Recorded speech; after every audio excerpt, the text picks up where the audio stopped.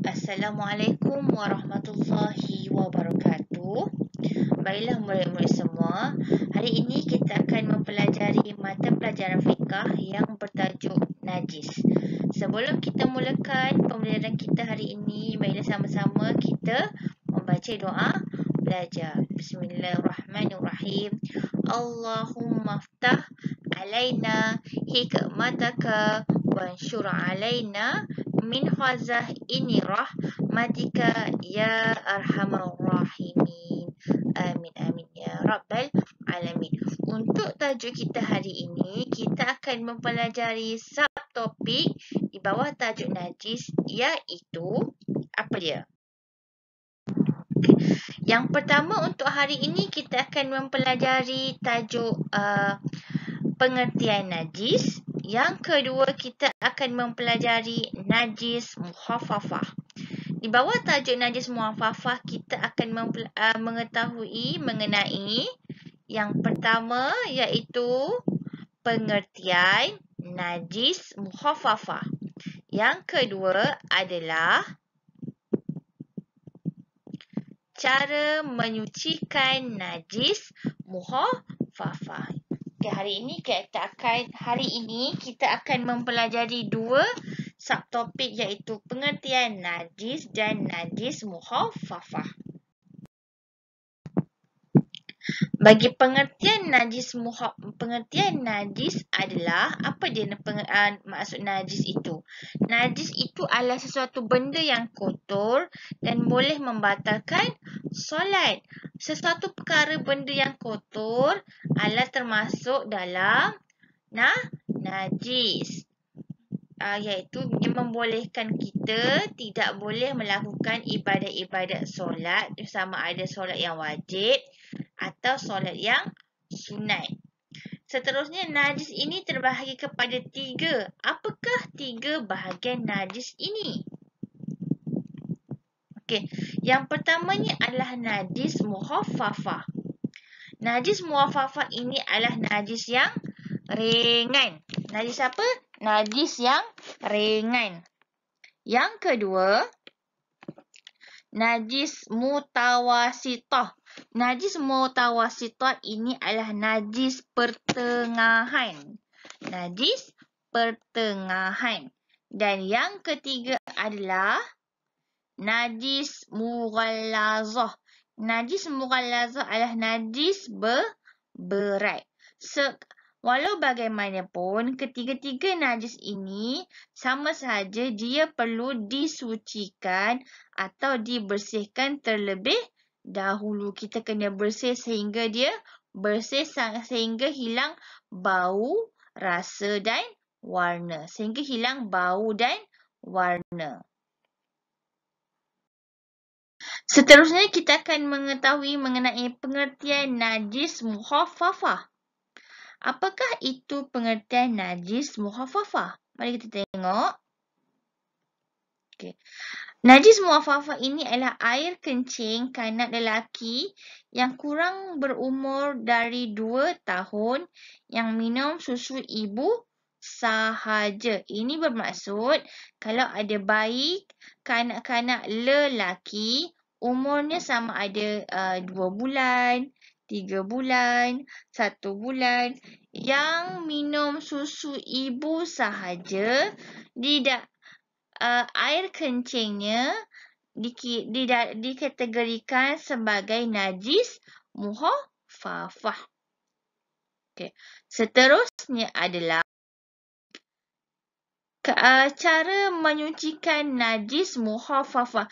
Contoh, kalau kita dah ada adik kecil, baby dekat rumah, tiba-tiba awak tengah dokongnya atau pegang baby, tiba-tiba najisnya terkena pada pakaian awak. Jadinya, ada caranya untuk kita menyucikan najis mukhafafah ini. Macam mana kita nak sucikannya?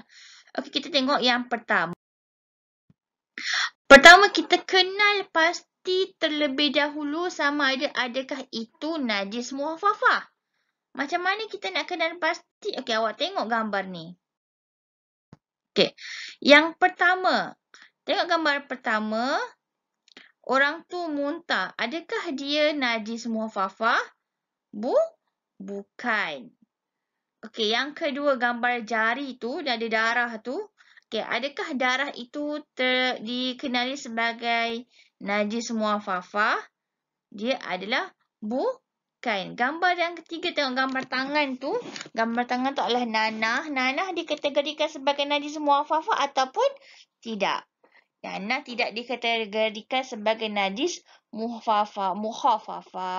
Yang dikategorikan sebagai najis muhafafah adalah air kencing kanak-kanak lelaki yang umurnya kurang dari 2 tahun yang hanya minum susu ibu sahaja. Okey, jadinya air kencing baby itu yang umurnya kurang daripada 2 tahun dikategorikan sebagai najis muhafafah.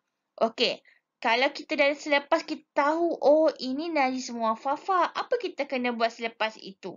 Siapa tahu? Kita tengok yang kedua, apa kita kena buat?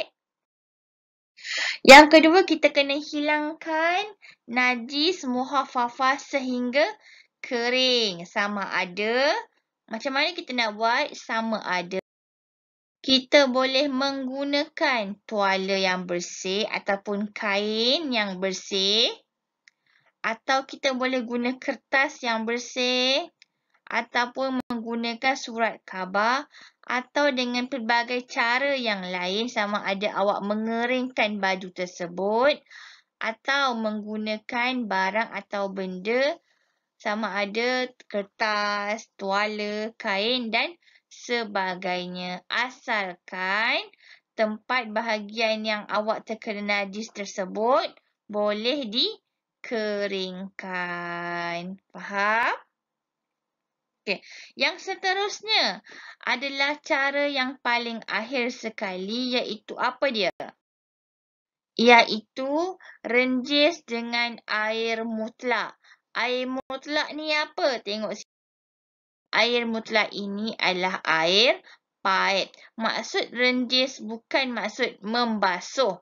Maksud renjis di situ adalah kita ambil sikit air dan kita basuh sebahagian baju kita yang terkena pada najis muhafafah tersebut. Basuh hingga bersih sehingga hilang bau dan warna kotoran najis tersebut. Faham? Okey. Ustazah ulang balik semula. Najis ini adalah sesuatu benda yang kotor. Itu yang pertama.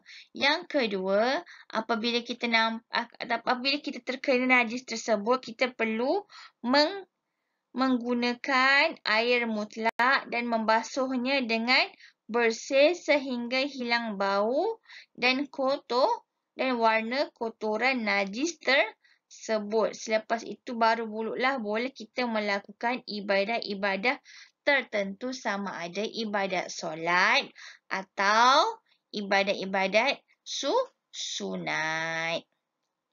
Okey. Akhir sekali kita boleh selepas kita menyucikan diri kita daripada kotoran-kotoran, barulah kita boleh melakukan ibadat-ibadat yang lain. Okay. Untuk latihan pada minggu ini, iaitu pada subjek ini, lengkapkan petikan dengan pilihan jawapan yang betul. Okey, Hazah bacakan. Maksud najis dari segi syarak ialah benda yang apa tu? Okey, awak boleh tengok jawapan tu. Boleh pilih berdasarkan pilihan jawapan yang betul. Sila baca dengan teliti dan pilih jawapan yang betul. Yang kedua, dan boleh membatalkan apa? Pilih. Najis terbahagi kepada apa? Berapa bahagian? Iaitu najis apa? Najis mutawasitah dan najis. Okey, sila pilih. Semua najis ini perlu apa? Terlebih dahulu sebelum mendirikan solat mengikut cara-cara penyuciannya. Okey. Kelas kita pada hari ini. Kita jumpa lagi pada kelas yang akan datang. Sekian, wabillahi taufik wal hidayah. Wassalamualaikum warahmatullahi wabarakatuh. Sekian, terima kasih. Jumpa lagi pada kelas akan datang murid-murid.